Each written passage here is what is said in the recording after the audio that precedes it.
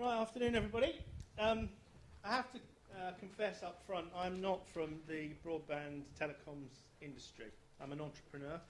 What entrepreneurs do is they tend to try and make everything that's complex. I mean, in fact, everything is complex. I mean, it takes 39 million decisions to get dressed in the morning. So everything, if you map it, is complex. But what an entrepreneur tries to do is it tries to make sure that it's not complicated. And so my task today is to try and be clear on what the business community, I think, from certainly my neck of the woods, believes. So economic growth really, since the discovery of coal, has been driven by only three things. It's been driven by the availability of energy. Let's not go there for a moment, not in this country anyway. It's been driven by entrepreneurship, which is a successful exploitation of new ideas, and it's been driven by connectivity. It's been driven by our connectivity to markets and to raw materials. The Industrial Revolution, the empires for Britain and other empires from European countries were created on the back of that energy, entrepreneurship, and drive for connectivity to other markets. And that connectivity came in a variety of forms, as Merlin's outlined. It was ships, canals, rail, road, air. Most of the canals are not that particularly involved in the UK, but they still play a major part on the European mainland. So all of those means of connectivity are still with us, and they're still used, and they're still a relevant part of generating wealth and trading around the globe. But today, I think we all realise the most powerful, most strongly emerging, most potent form of connectivity is online and via the internet.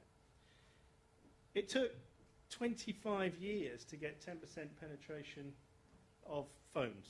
It took 12 years for mobile, it took 8 years for smartphones, and it's taken 3 years for tablet phones.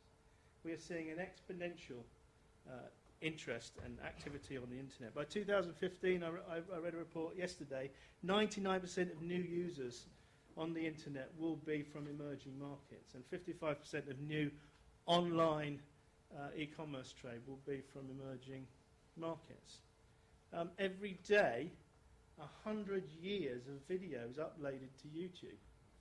Every single day. And every day more iPhones are bought than babies are born. I mean, this is a mammoth phenomenon that, you can't get your head around, but it's huge. And the scale of it is what makes it so interesting.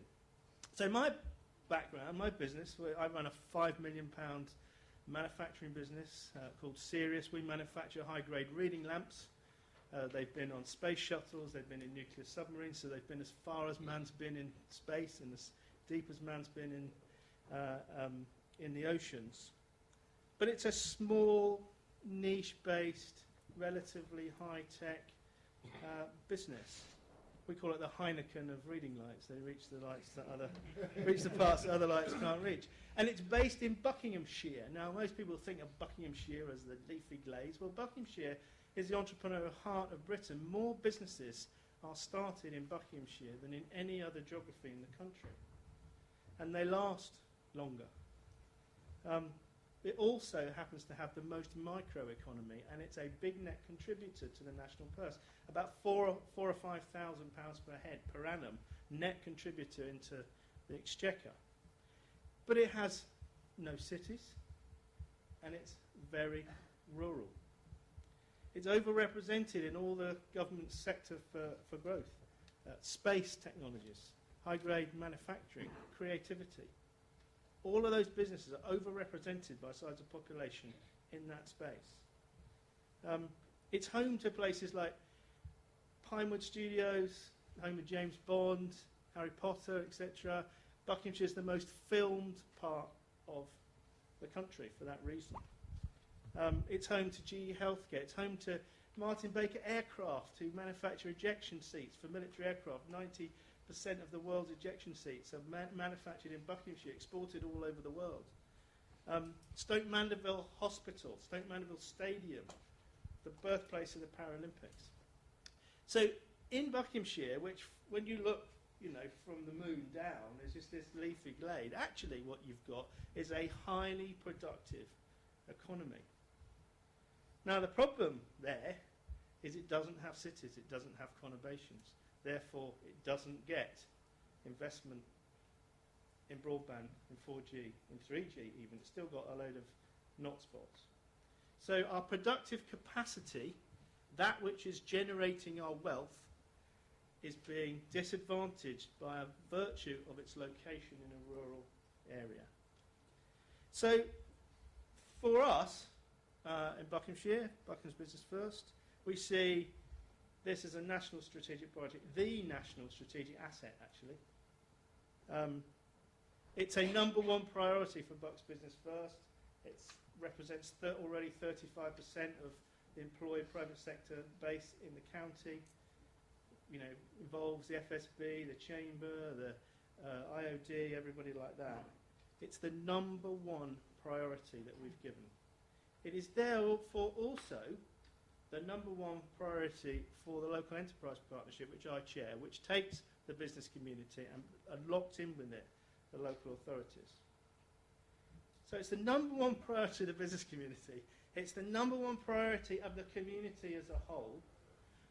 And I can tell you, I haven't met another LEP chairman of the other 39 LEPs around the country who hasn't said broadband, 4G, connectivity is either one or two in our priorities list.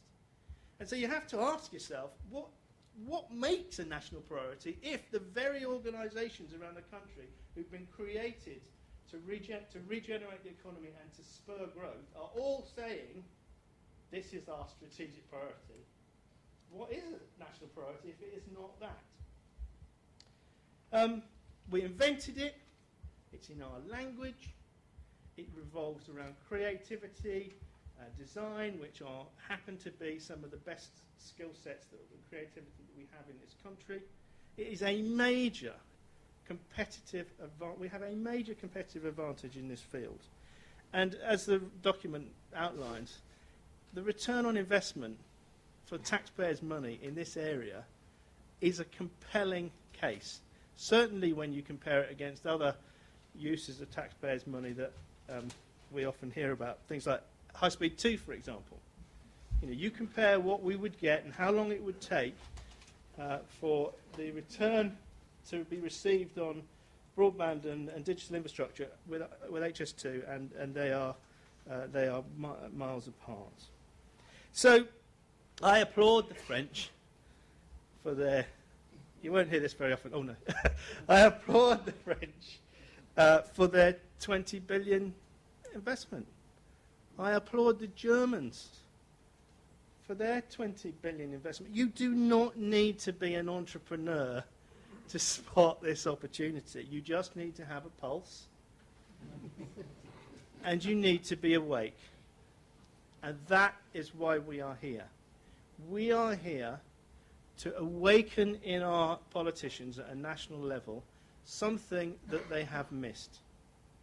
They have missed the investment in connectivity to the rest of the world in areas where we've got productive capacity is an essential route out of the debt mountain that we are currently labouring under. So I hope I've given you a flavour. This is a deep-rooted, well-thought-through, grassroots-driven business plea to our politicians at a national level. Please wake up. Thank you.